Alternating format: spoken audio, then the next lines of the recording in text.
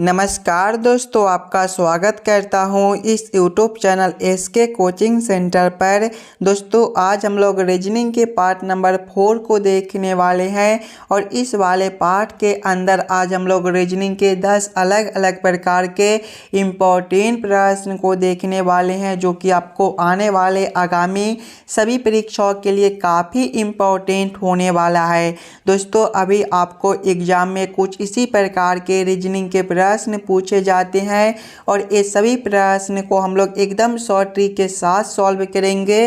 तो आप लोग हमारे साथ अंत तक जरूर बने रहिएगा और आप लोग इस वाले यूट्यूब चैनल पर नए हो तो चैनल को सब्सक्राइब और वीडियो को लाइक जरूर कर दीजिएगा और वीडियो को एक बार अपने दोस्तों के पास शेयर कर दीजिएगा।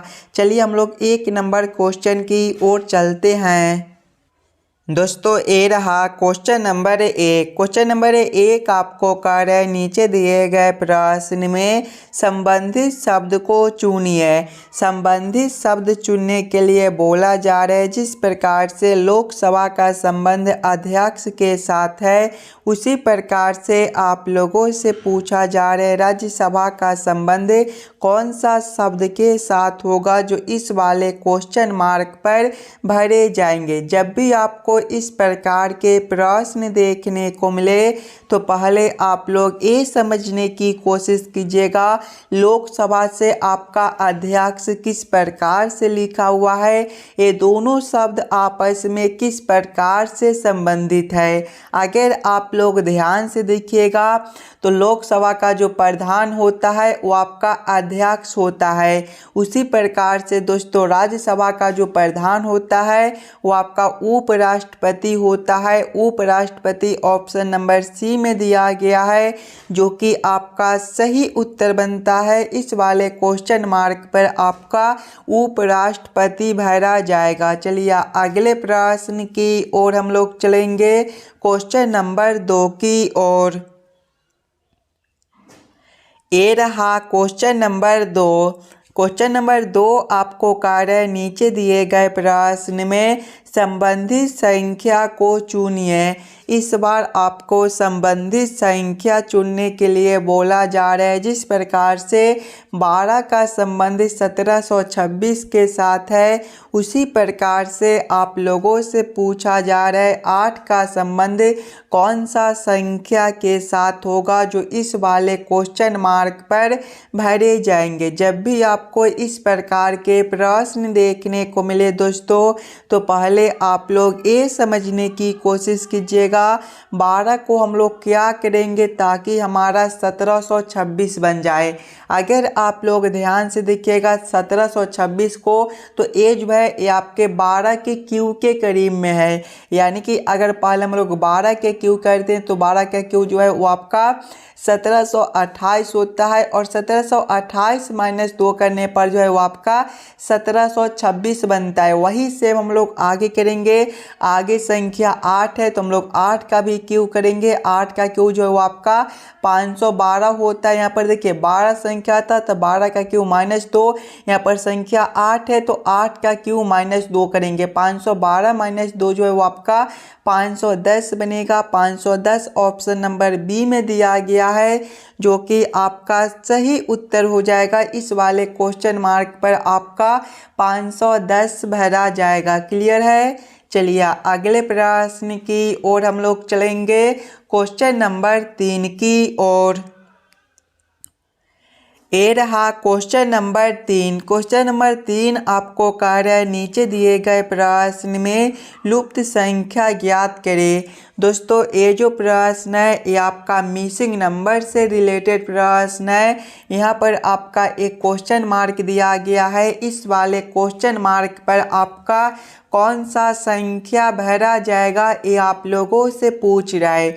दोस्तों अभी आपको सभी एग्जाम में कुछ इसी प्रकार के रीजनिंग के प्रश्न पूछे जाते हैं, तो ये सारे प्रश्न आपके आने वाले आगामी परीक्षा SSC, GD, NTPC, RRB, group D, technician, ये सभी एग्जाम के लिए काफ़ी इम्पोर्टेंट होने वाला है। तो पहले आप लोग खुद से ज़रूर सॉल्व करने की कोशिश कीजिएगा।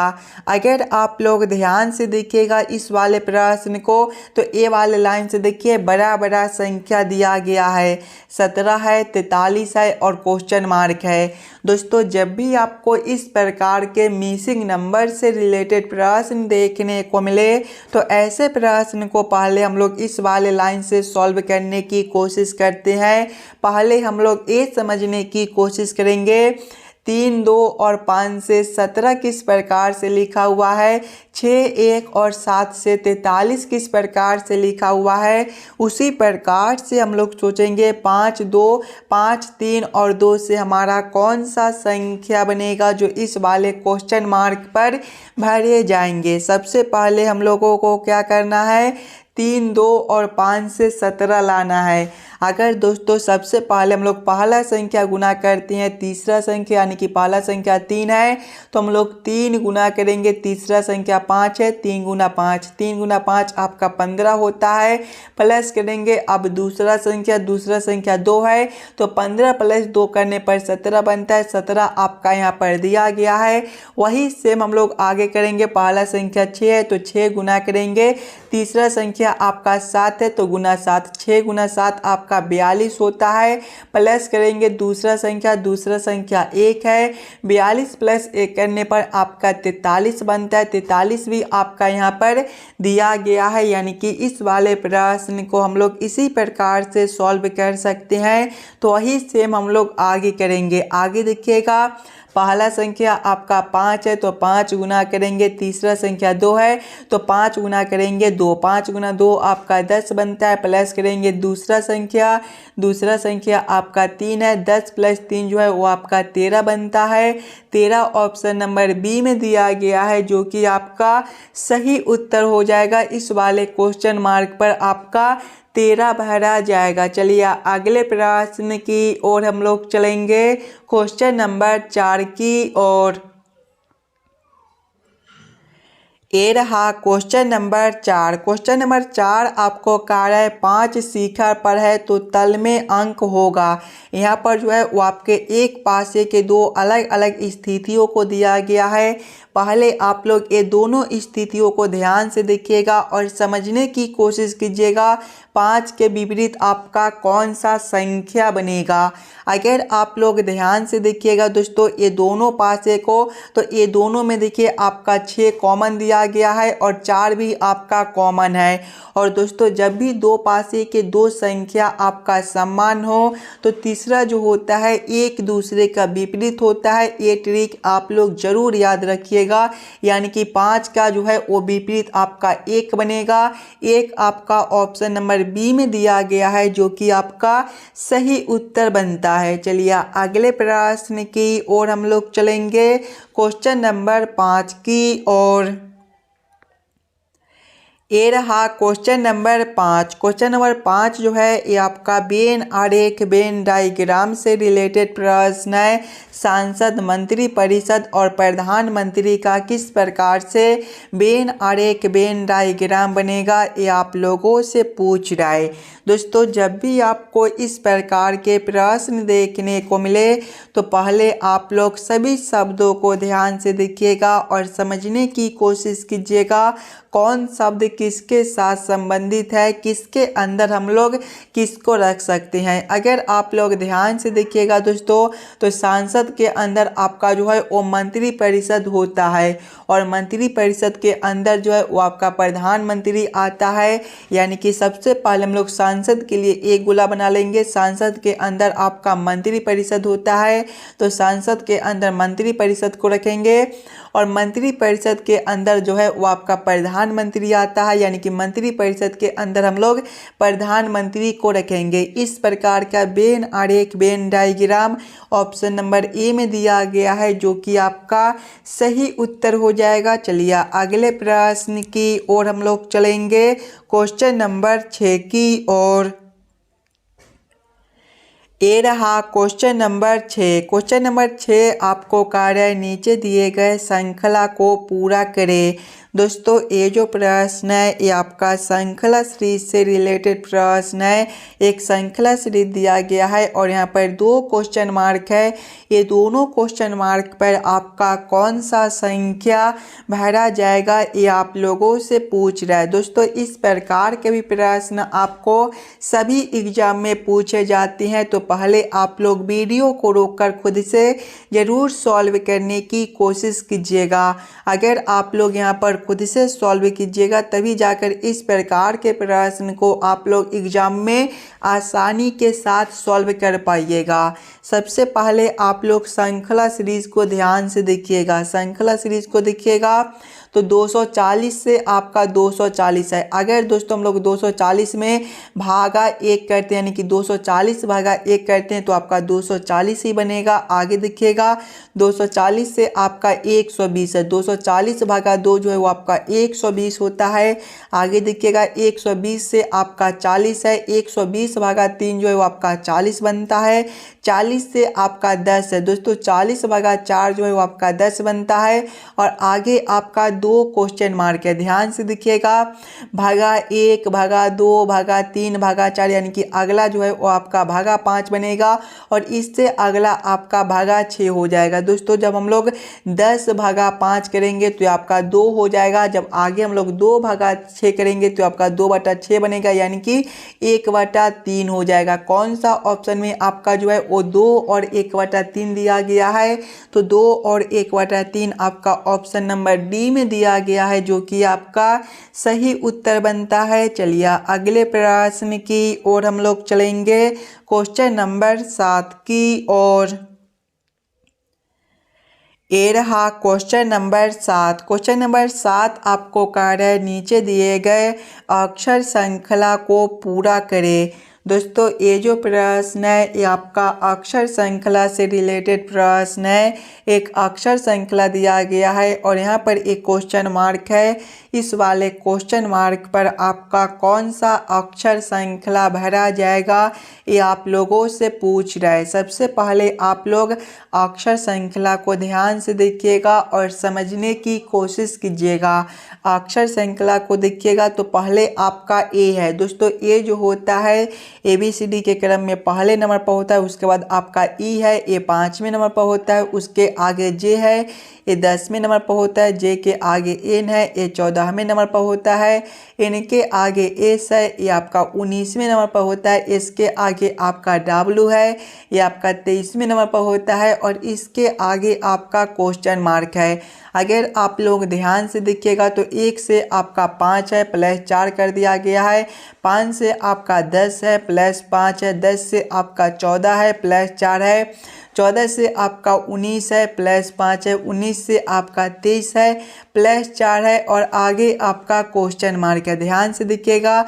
Plus 4 plus 5 plus 4 plus 5 plus 4 यानी कि एक बार प्लस 4 करता है तो एक बार प्लस 5 करते हैं। यहाँ पर प्लस 4 यानी कि अगला अंतर जो है वो आपका प्लस 5 हो जाएगा। और दोस्तों आप लोग ये जरूर याद रखिएगा ABCD में जो है वो आपका टोटल 26 अक्षर होता है, यानी कि 26 के बाद आपका जो है वो फिर से ABCD आ जाएगा।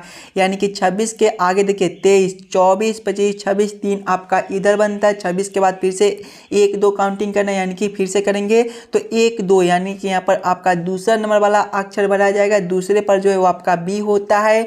बी आपका ऑप्शन नंबर सी में दिया गया है, जो कि आपका सही उत्तर हो जाएगा। इस वाले क्वेश्चन मार्क पर आपका बी भरा जाएगा। क्लियर है। चलिए अगले प्रश्न की ओर हम लोग चलेंगे, क्वेश्चन नंबर 8 की ओर।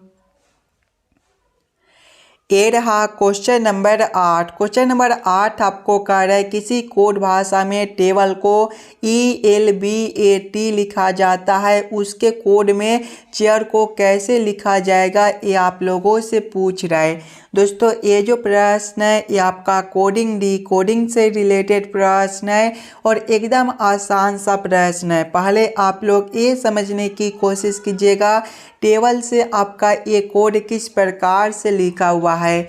अगर आप लोग ध्यान से देखिएगा टेबल को, तो टेबल जो है वो आपका TABLE से मिलकर बनता है। और इसका कोड देखिएगा तो इसका कोड जो है वो आपका ELBAT दिया गया है। ध्यान से देखिए तो पहले वाले अक्षर को जो है वो लास्ट में कर दिया गया है। कुछ इस प्रकार से जो है वो आपका चेंज कर दिया गया है। वही सेम हम लोग आगे करेंगे। आगे आपका चेयर है, चेयर जो है वो आपका CHAIR से मिलकर बनता है, यानी कि इसके भी पहले अक्षर को हम लोग लास्ट में करेंगे तो C आपका यहाँ पर हो जाएगा। उसके बाद H जो है वो आपका यहाँ पर आ जाएगा, A जो है वो आपका यहाँ पर बनेगा, उसके बाद I जो है वो आपका यहाँ पर बनेगा और सबसे लास्ट में आपका R है तो सबसे फर्स्ट में आपका R आ जाएगा। कौन सा ऑप्शन में जो है वो आपका RIAHC दिया गया है, ध्यान से देखिएगा। तो RIAHC आपका ऑप्शन नंबर ए में दिया गया है, जो कि आपका सही उत्तर बनता है। चलिए अगले प्रश्न की ओर हम लोग चलेंगे, क्वेश्चन नंबर 9 की ओर। ये रहा क्वेश्चन नंबर 9। क्वेश्चन नंबर 9 आपको कह रहा है निम्नलिखित प्रश्न में किन्हीं दो संख्याओं को आपस में परस्पर बदलकर दिए गए समीकरण को सही कीजिए। दोस्तों यहाँ पर एक समीकरण दिया गया है और ये जो समीकरण है ये आपका गलत दिया गया है। प्रश्न आप लोगों को कह रहा है कि इन दो संख्याओं को हम लोग आपस में बदलेंगे ताकि ये समीकरण जो है वो आपका सही हो जाए। अगर आप लोग समीकरण को ध्यान से देखिएगा तो पहले आपका 3 घटाओ 4 जोड़ 12 गुना 6 भागा 8 दिया गया है। देखिएगा अगर आप लोग यहाँ पर तो 6 भागा 8 है। दोस्तों 6 में जो है वो आपका 8 से पूरा भाग नहीं लगता, यानी कि हम लोग क्या करेंगे, पहले ये दोनों संख्या को ही आपस में बदलने की कोशिश करेंगे जिससे भाग जो है वो आपका पूरा लग जाए। अगर दोस्तों हम लोग 8 के जगह पे 3 को रखते हैं तो भाग आपका पूरा लगता है और 3 आपका यहाँ पर, यानी कि 3 के जगह पे हम लोग क्या करेंगे 8 को रखेंगे। जब इस वाले समीकरण को हल करेंगे तो 3 के जगह पे 8 को रखना है, यानी कि 8 घटाओ आपका हो जाएगा 4 जोड़ हो जाएगा आपका 12 गुना हो जाएगा आपका 6 भागा हो जाएगा 8 है तो 8 के जगह पे 3 को रखेंगे। यहाँ पर देखिएगा 8 घटाओ 4 4 बनेगा, जोड़ करेंगे हम लोग 12 गुना करेंगे 6 भागा 3 आपका 2 हो जाएगा। आगे देखिएगा 4 जोड़ करेंगे 12 गुना 2 जो है वो आपका 24 होता है। 4 जोड़ 24 जो है वो आपका 28 बनेगा। 28 आपका यहाँ पर दिया गया है, यानी कि 3 तथा 8 को आपस में बदलने पर ये समीकरण जो है वो आपका सही हो जाएगा। कौन सा ऑप्शन में आपका 3 और 8 दिया गया है, तो ऑप्शन नंबर सी में आपका 3 तथा 8 दिया गया है, जो कि आपका सही उत्तर बनता है। चलिए अगले प्रश्न की ओर हम लोग चलेंगे, क्वेश्चन नंबर 10 की ओर। ये रहा क्वेश्चन नंबर 10। क्वेश्चन नंबर 10 आपको कह रहा है नीचे दिए गए प्रश्न में विषम शब्द को पहचान करें। पेट्रोल, कार, कोयला, इंजन, धुआं, आग, तेल, दीपक, ये चारों ऑप्शन में सबसे अलग ऑप्शन कौन सा दिया गया है, ये आप लोगों से पूछ रहा है। अगर आप लोग ध्यान से देखिएगा दोस्तों तो पेट्रोल से जो है वो आपका कार चलता है, कोयला से इंजन चलता है, तेल से आपका दीपक जलता है, जबकि धुआं से आग आपका नहीं जलता है, यानी कि ये ऑप्शन आपका सबसे अलग दिया गया है। तो क्वेश्चन नंबर सी जो है वो आप क्वेश्चन नंबर 10 का आपका ऑप्शन नंबर सी जो है सही उत्तर बनता है। आशा करता हूँ दोस्तों आप लोग सभी प्रश्न को बढ़िया से समझ गए होंगे। अगर आपको किसी भी प्रश्न में कहीं पर भी कोई दिक्कत हो तो हमें ज़रूर कमेंट करके बतलाइएगा। चलिए हम लोग मिलते हैं आपसे अगले वीडियो में।